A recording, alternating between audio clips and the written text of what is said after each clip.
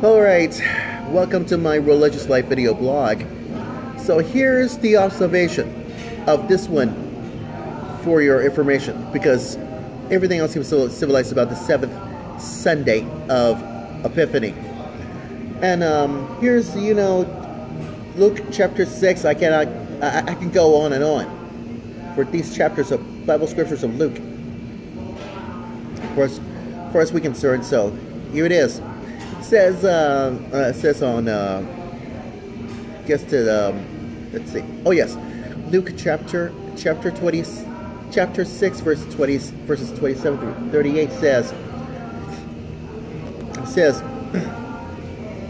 "But I say to you that listen, love your enemies, do good to those who hate you, and you know what that means. Bless those who curse you. Pray for those who abuse you. If anyone strikes you on the cheek, offer the other also. From you, anyone who takes away your coat, do not withhold even your shirt. Give to everyone who begs from you. If anyone takes away your goods, do not ask for them again. Do to others as you would have them do to you. And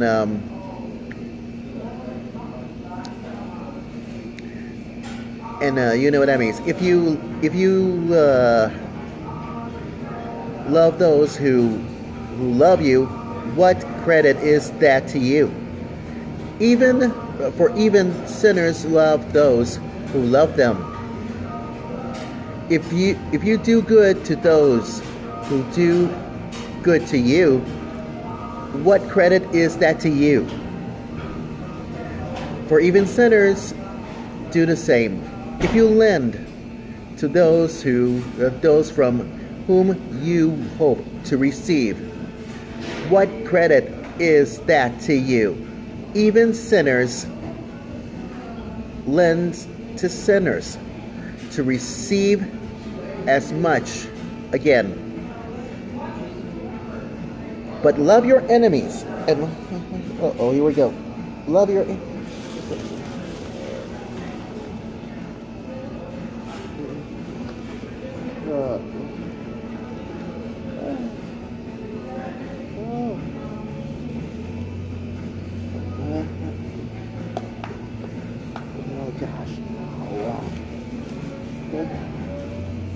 Anyways, love your enemies.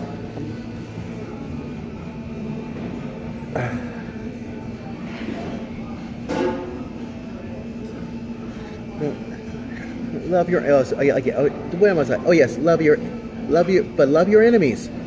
Do good and lend, expecting nothing in return.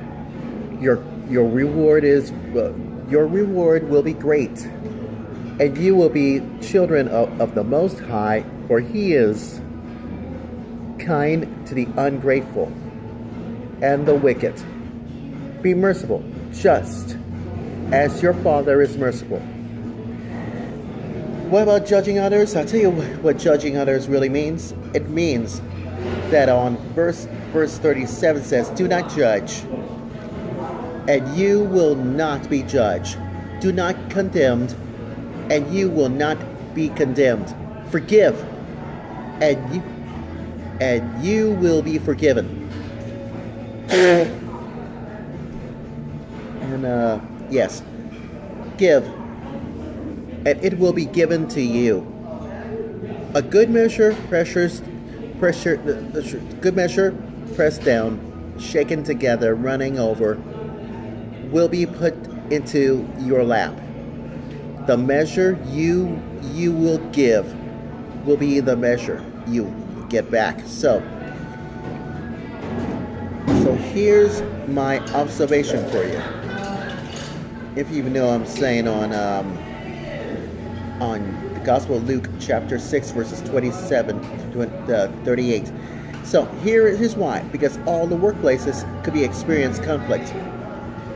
But because, like I said before, who in Luke chapter 6 says that that Jesus will address the situations of conflict to love your enemies, do good to those who hate you, bless those who curses you, pray for those who abuse you.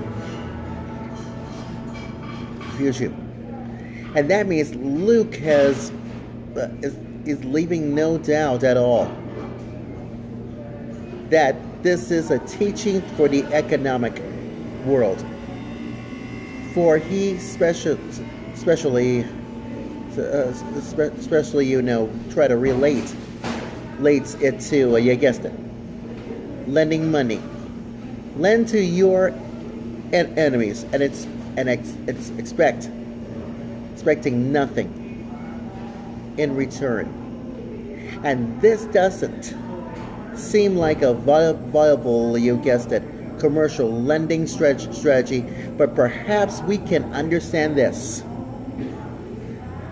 And you know what that means at a more abstract level, that Christians must not use their power to crush people with, you guessed it, with whom they are in conflict. And instead, you guessed it, they must actively work for their good. And this can apply in the workplace in these two levels. Now at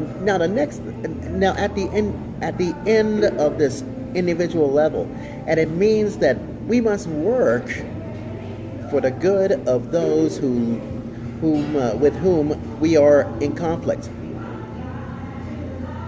And this doesn't mean avoiding conflict or withdraw from competition, but it doesn't mean for. Here's an example for you. When you are competing with a co-worker for a promotion, you must help your co-workers, or at your workplace. For instance, I helped Julia set up the caterings for anything for this caterings for UNMC.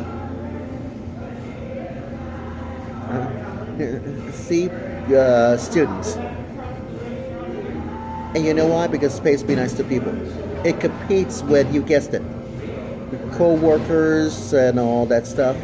So that's why I help with Julia or Veronica or whatever happens. Because or she would say Will to help me out carrying these caterings and all that, just about as well, to do their work as well as they can, while trying to do yours even better. Of course, quick story. Now, at the corporate level, here's the bottom line. It means not crushing your competition, supplying our customers. When you go to the store or whatever happens to, you know what I'm saying. That's right. Especially with unfair or unproductive actions, such as frivolous lawsuits, and all the false rumors, stock manipulation, and more of the like. Saying, because every occupation has its own circumstances, and why? Because it would be foolish to draw one size fits all application from this gospel passage of Luke. And it compels hard in business. Via intentional fraud might be the different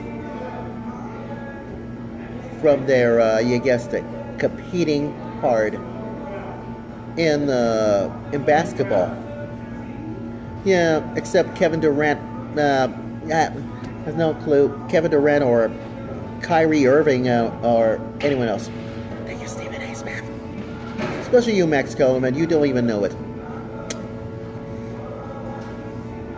Because everyone knows there's a intentional foul on NBA basketball or college basketball. Especially Kevin Durant has a foul defense or whatever happens. I have no clue whatsoever. Anyways, the moral of my Religious Life video blog story for this 7th Sunday of Epiphany is because therefore it has essential elements of believers to participate in an occupation to try to work things out for what the proper motives of this conflict and competition are in light of Jesus' teaching. That's all I can say. Anyways, that's my Religious Life video blog story, and I'm sticking to it. We'll be right back.